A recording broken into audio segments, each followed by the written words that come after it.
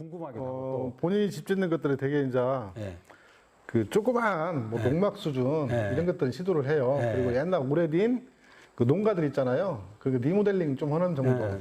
이게 저처럼 이렇게 처음부터 법적 요건 다 갖췄거든요. 토목 설계, 건축 설계, 뭐 농지 전용 부담금 다 되고 현장 관리인 서점하고 그리고 건축사가 수시로 와가지고 점검하고 하면서 이렇게 본인이 건축자가 직접 시공을 하는 것은 제가 처음이죠.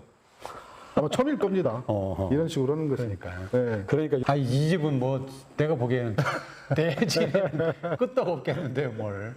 네, 여기는 만약에 진도 7 정도의 지진이 온다고 하더라도 6개의 트러스, 이 트러스도 제가 다 열을 걸려 짠 거거든요. 이 6개를.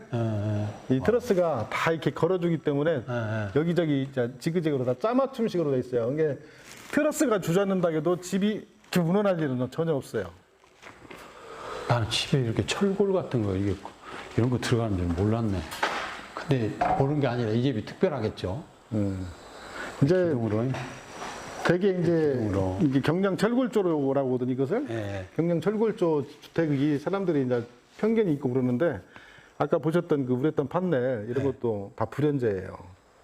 불연제로 그냥 조금 불에 타지 않는다는 거죠. 실험도 더 해봤고 그 불연제를 다 썼고 이제 사실 단층 건물 같은 경우는 화재로부터 위험하지 않아요. 법적으로 3층 이내는 그 불연제를 안 써도 돼요. 준불연제죠, 정확히 얘기하면. 3층 이상 9층 건물은 준불연제를 쓰도록 돼 있어요. 근데 단층임에도 불구하고 그냥 그렇게 했고 인식이 판넬집은 뭐 불에 화재에 약하다. 근데 대한민국 아파트도 그렇고 모든 건축물에요. 그 교수님이 사시는 아파트에도 그 석고보드 안에는 스티로폼이 다 들어가 있어요. 그 법적 기준으로 그걸 안 넣으면 안 돼요. 전북 같은 경우는 135T의 단열재를 넣어야 돼요. 망치 들고 우리는 상상을 못하죠. 근데 이제 여기 경량철골조는 이제 용접을 할 줄 알아야 돼. 근데 용접은 조금만 배우면 누구나 해요. 어렵잖아요. 용접이 가장 큰 공정을 차지하죠. 용접이. 지금 다 이런 거 용접해가지고 다 네, 다 용접해서 올린 겁니다. 아니면 저기다 용접해가지고 이제 올릴 때는 크레인으로 이제 크레인으로 들어가지고 그것도 이제 저기 보시면 우리 이제 구독자들은 잘 아는데 제가 저 트러스 자립받침틀이라는 것을 독창적으로 만들었어요. 저 U자 모양으로 있잖아요. 그걸 만들어서 붙여놓고 크레인을 올려서 딱 끼우면 스스로 서는 거예요. 그러니까 그렇지 않고 이제 사람이 올 때는 최소한 대여섯 명, 뭐 67명이 달라들어가지고 일일이 수직을 맞춰가면서 용접을 해야 하잖아요. 그렇네. 근데 저걸 미리 해놓으면 딱 끼워 맞추기만 하면 되는 거죠. 그렇네요. 그런 것들이 이제 반응이 좋더라고요. 안에는 백화태도 목재 있고 이제 지금도 제재소에다 주문해놨는데 이런 기둥 보시듯이 이런 기둥들은 이제 이런 철기둥 같은 거 안으로 다 숨어요. 숨고 이런 걸 살려가지고 쌤이 한옥처럼 만들 거예요. 네. 지금 이거까지 이 정도 하는 데까지는 얼마나 4,600. 아니 얼마나 걸리셨어요? 기간은 8, 9개월. 8, 9개월. 네.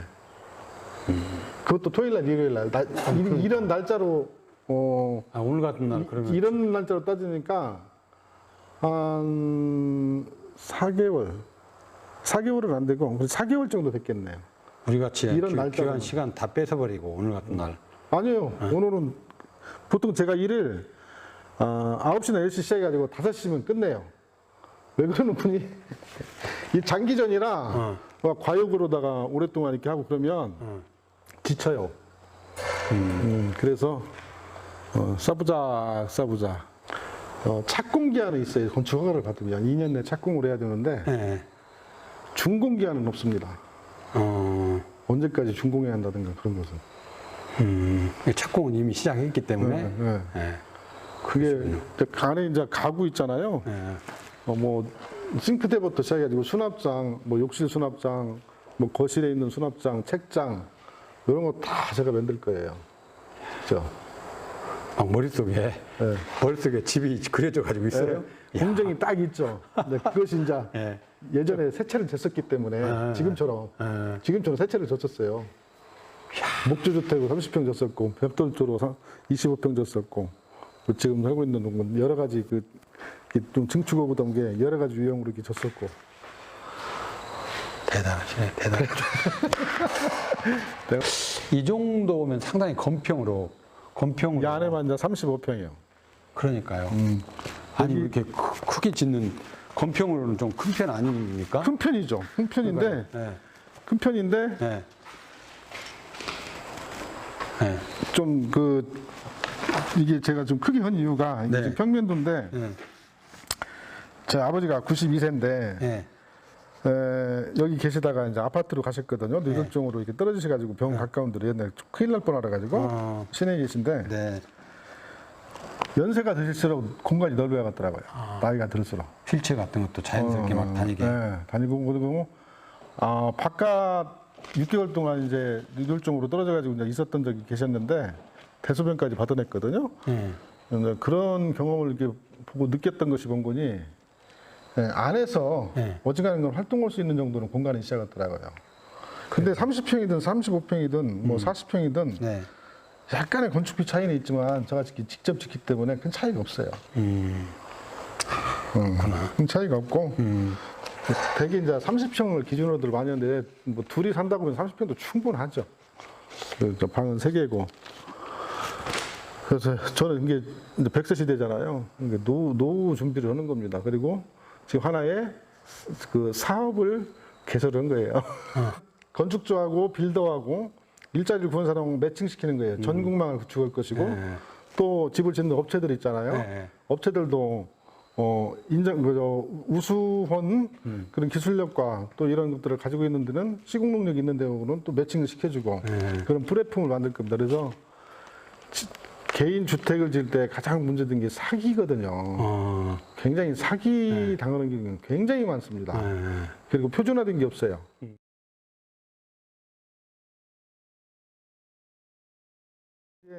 자살로 죽는 사람이 6,300명이라고요. 그러면은 이 사람들 중에서 청년 세대가 몇 프로인 거니 20, 30대가요. 뭐 40, 50% 정도 돼요. 그게 뭔 거니 사람이 대부분의 걱정은요. 대부분의 걱정은 따지고 보면은 돈 문제예요. 돈 문제가 우리가 이제 돈 얘기를 직접적으로 잘 안 하지 않습니까? 마치 좀 천박해 보인다고 그러랄까? 뭐 이런 게 돈이라고 안 하고 뭐 경제적이라는 용어를 쓰는데 정확히 우리가 기본적인 생활을 유지하고 가치 실현을 하는데 우리가 돈을 직업을 선택해 가지고 어떤 이루고자 하는 꿈 같은 게 있지 않습니까? 이게 가치 실현이잖아요. 그렇죠. 그 베이스가 돈이라는 얘기죠. 근데 그 돈은 어떻게 보냐면 직업 선택으로 버는 거지 않습니까? 네. 그런데 그것을 보통 교육 과정에서는 전혀 경제도 뭐 심지어 노동 문제까지도 인권하고 직결되는 거잖아요. 먹고 사는 문제하고. 2030이 자살률이 많은 것이 바로 그런 겁니다. 미래 세대, 미래의 내 불확실성이 다 증폭되어 있는 거죠. 그리고 뭐 최근 코로나 전국 때문만 아니라 작년도 그렇고 재작년도 그렇고 1년이면 13,000명 정도. 일개 사단이 소멸하는 거예요. 근데 우리나라 사람들이 이 자살률에 대해서 굉장히 좀 무감각해져 버렸죠. 개인 문제로 치부해버리고.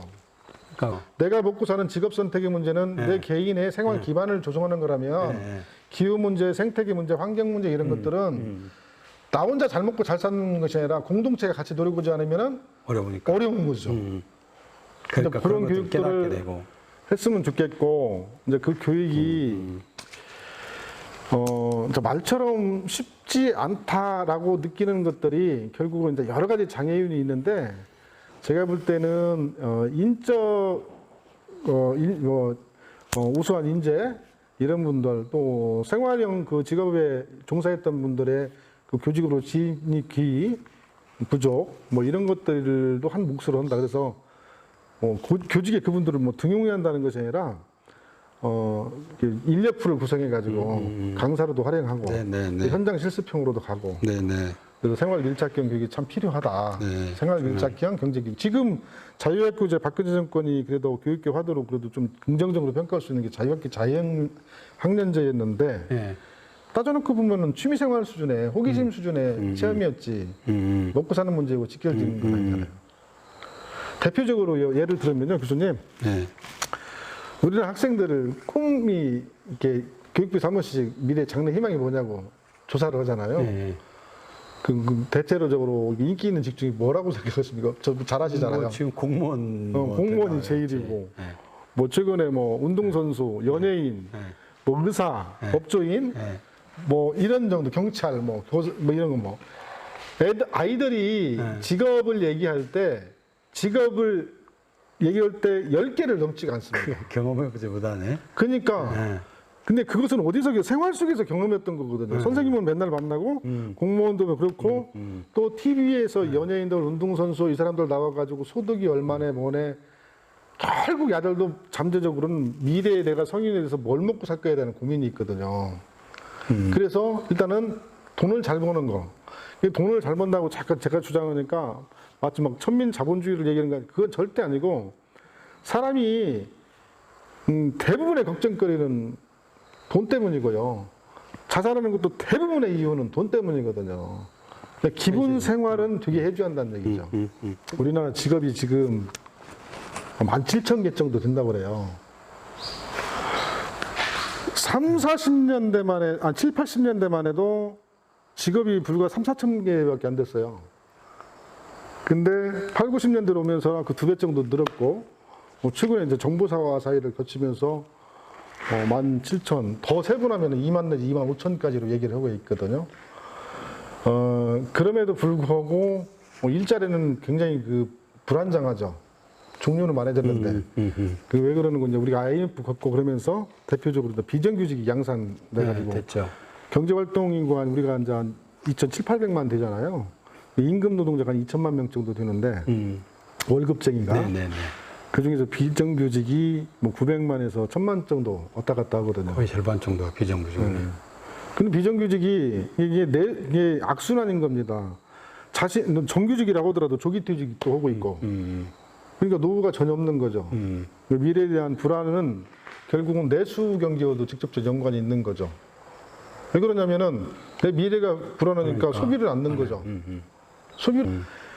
우리가 이제 대학 서열화가 생겼던 것은 전후 이후에 70년대, 80년대 산업화를 거치고 또 정부화 시대를 거치면서 스카이라든가 인서울 대학이 나온 사람들이 사회 기득권층으로 그다음에 핵임을 갖추게 되는. 경제적으로 우위에 있고 사회 권력도 쥐고 있고 정치계에도 마찬가지고요. 정치 권력, 사회 권력, 경제 권력을 다 주잖아요. 이런 경험이 있잖아요. 기성세대가 살아왔을 때 선험적 경험이 있어요. 그래서 공부가 사실은 성공을 하는 데 있어서는 가장 가성비 좋은 거라는 걸 우리가 인정을 하고 들어가야 돼요. 공부가, 네. 학력이. 네네. 근데 우리는 지금까지 뭐냈는 분이 가들을 위해서나 무조건 그 공부 잘하는 애들의 포커스를 맞춰가지고 교육을 진행을 했어요. 그러면 공부 못한 애들은 그럼 버리는 거냐? 그건 아니지 않습니까? 그 친구들을 끌고 가야 할 거 아니에요. 그럼 뭘로 끌고 가냐? 학력으로 갖다 성공하고 싶은 사람은 학력으로 그냥 가도록 하고 학력이 안 되는 친구들한테는 아까 말씀드렸듯이 육체노동도 있고 정신노동도 있고 앞으로 4차 산업이면 미래 사회에 변화하는 것은 막연하게 4차 산업이다. 이것은 산업의 변화하고 경제 활동의 변화란 말이죠. 이런 거 매칭은 직업 생활 밀착형 직업 교육을 강화해가지고 그래서 좀 더 나간다면은 옛날에 농구 있었고 상고 있었잖아요. 지금은 일반고 있고 특목고 있고 뭐 이렇게 특성화고 몇 개 있는데 옛날 지금은 더 세분화시켜야 한다고 봐요. 저는 특히 고등학교 교육과정이라도 디테일하게. 저같이 지금 유튜브를 하면서 이렇게 직접 집을 짓는데 이 건축 종사자들만 해도 전문성을 발휘하면은 장점이요. 전문가 수준의 수입을 올릴 수가 있고요. 또한 100세 시대에 걸맞는 직업이기도 해요. 기술만 있으면. 예를 들면 용접을 잘한다. 근데 문제는 뭔 거니? 그분들의 일자리가 불안정하다는 거죠. 뭐 한 달에 20일 정도밖에 일하지 못하고 있고, 얼마 전에 그 문재인 정부에서 문재인 대통령께서 전국민 고용보험화를 얘기를 하셨잖아요. 네네. 그 고용보험만 전 국민 된다고 한다면은 가장 큰 사회 안전망이 될 것 같고, 또 아까 말씀드렸듯이 김노리 교수께서 대학 서열화 얘기했는데 거기는 공감을 하는데 실행 가능성이 없다고 저는 보는 것은 우리가 과거에 스카이라든가 명문대를 나오면은 어떤 길을 갖고 사회적으로 어떤 대우를 받는 것은 그 성공 경험이잖아요. 네, 네. 가장 중요한 건 그 성공 경험이 우리 인식에 있거든요. 그래서 우리가 뭘 개혁을 할 때는 의식의 개혁과 그다음 제도의 개선이잖아요. 그렇죠. 의식과 제도인데 제도를 개선하는 것도 만만치 않지만 뭐 휘길적으로다가 뭐 국립이대학 그런 말씀 하시더라고요. 근데 네트워크 한다는 것도 좋지만은 문제는 1대학은 어떤 대학이고 어떤 대학 2대학 뭐 서울대가 1대학이 될 수도 있고 뭐 5대학이 될 수도 있겠지만 사람이 의식이 과거 속에 그런 데를 다 명문대를 나오면은 성공 확률이 높고 성공 경험이 이미 있어요. 그럼 우리는 지금 교육에서 보통 교육에서 뭘 해야 하는 거니? 직업 생활 밀착형 직업 교육을 통해 가지고 스스로 정말 소질과 작성, 꿈과 끼를 키워나갈 수 있는 그런 기회를 제공해 가지고 작은 성공 경험들을 갖다 만들어 주는 겁니다. 먹고 사는 문제에서만큼은 지장이 없도록. 또 이명박 정권 때도 나름 의미 있었던 교육 정책 중에 특성화고 뭐 육성 정책이 있었잖아요. 네. 어느 정도 성과도 있었는데 이게 학교 문제하고 사회 그 노동 문제라든가 뭐 기업의 경쟁의 시스템 이런 것들이 이제 사실 유기적이죠. 그렇죠. 경제가 안 좋으면 취업도 안 되고 뭐 일자리 마이스터 고등학교 같은 그런 학교들을 그렇죠. 상당히 육성해 줄 필요가 있어요. 육성해야 되고 참 제가 이제 이런 말씀을 드릴 입장인가는 모르지만 이제 개방형 교장 공모제를 해가지고 마이스터 같은 걸 하잖아요. 주로 이제 취업에 방점을 둬가지고 네. 기업인들을 모셔오고 그러는데 뭐 최근에 일부 학교에서는 그것도 왜곡돼 가지고 뭐 현직 교원이 이제 교장을 개방형 공모제를 의무에서 들고 그런 건데 그런 일이 있어서는 안 된다고 생각을 하고요. 더 나아가서 개방형 교사제. 얼마 전에 교육부에서나 저기 교원을 감축한다 했잖아요. 네네. 정말 이것은 아니라고 봅니다. 왜 그러는 거니? 지금 교원을 오히려 늘려야 할 때예요. 아까 제가 말씀드렸던 생활밀착형 교육이 되려면은 고등학교도 더 분화돼야 되고 대규모 막 1000명씩 학급당 학생 수도 줄여야지만 더 중요한 것은 학교당 학생 수도 줄여야 돼요. 그렇죠. 네. 대통령이 큰 틀은 대통령이나 중앙정부에서 교육분야에서 큰 틀을 잡아줄 수는 있는데 디테일을 만드는 것은 맞아요. 결국은 자치. 교육자치 네, 맞아요. 틀 안에서 이루어져야 하거든요. 그래서 저도 이제 걱정하는 게 우리 지역이 사람 많이 떠나고 지역의 붕괴, 지속 가능한 사회가 거의 불가능한 이런 그렇죠. 상황까지 와버렸는데 교육이라고 하는 게 개인의 행복도 매우 중요하지만 또 사회의 여러 가지 것들을 계승 발전시키고 다음 세대로 연결하는 중요한 그렇죠. 고리 역할을 하는 거거든요. 그러니까 우리 지역의 미래를 막 떠나고 어렵고 붕괴되고 다 걱정하지만 진짜 지역을 어떻게 일굴 것인가 이 고민을 사실 지역에 있는 사람들이 해야 되는데 그냥 교육이 답이다가 아니라 어떤 교육을 통해서 어떤 사람을 길러내고 그것이 우리 지역의 인재로서 지역에서 어떤 역할을 할 수 있도록 해줘야 되는가를 큰 로드맵으로 잡고 지금 위원장님 말씀하신 대로 구체적으로 아이들이 생활 속에서 내가 무엇을 하고 어떻게 살아갈 수 있을 것인가 이 문제가 해결된다면 막 직장 찾아도 그렇게 갈 일이 없죠. 예를 들어서 네.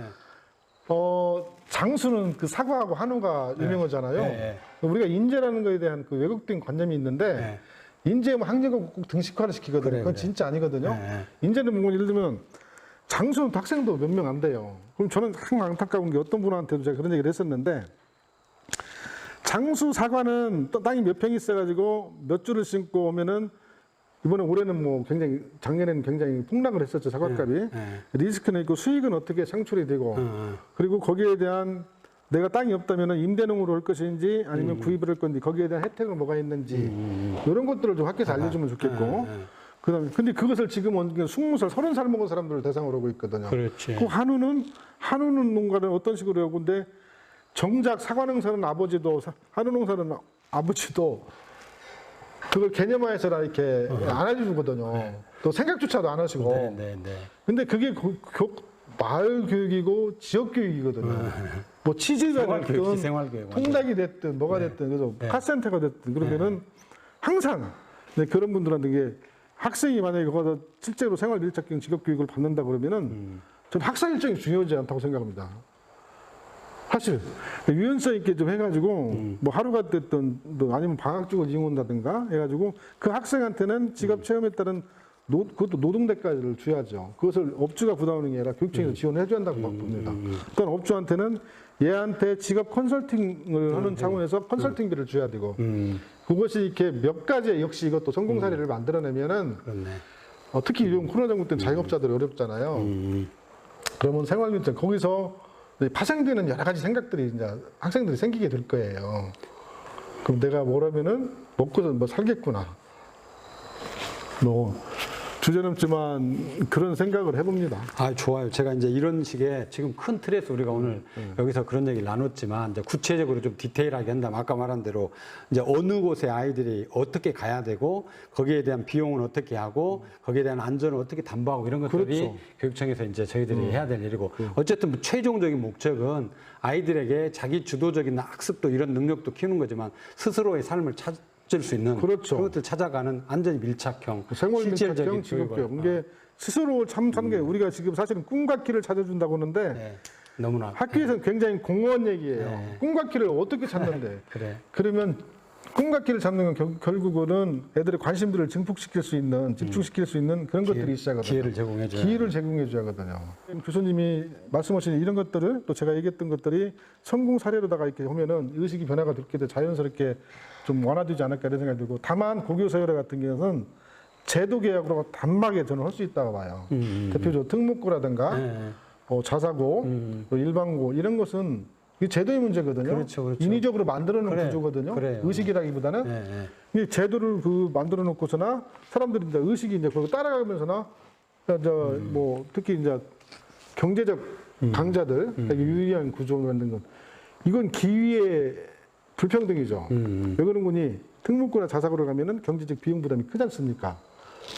그렇죠. 그러니까 이것은 경제력이 없는 학생들한테 역으로다가 기획을 박탈하는 것이기 때문에 기회 불평등 제도 고교 서열화는 정말 폐지가 당장이라도 돼야 되고 다만 대학서라는 우리가 사회적인 일반적인 인식이 있고 또 실행 가능성이 부족한 이유 중에 하나는 거기 출신들이 너무 많다는 얘기죠. 그래요, 현실적으로. 현실적으로 그래서 공부로 성공할 수 있게 할 사람은 공부로 성공을 하고 내버려 두고 또 공부가 아닌 내가 어떤 기술이라든가 생활 속에서의 생활 밀착형 직업교육 등에서 내 경제적인 삶을 갖다 영위해 나갈 수 있는 그런 것들을 갖다 체득이 된다면 그걸로 먹고 사는 길을 찾아가고 그렇죠. 그러면은 고생한다는 거죠. 이제 잘 나가는 사람을 끌어내는 거 그게 잘 나간다고 볼 수 어떨지 모르겠지만 부족한 부분을 갖다가 끌어올려 업그레이드 시키는 게 저는 훨씬 빠른 길이라고 봅니다. 그래요.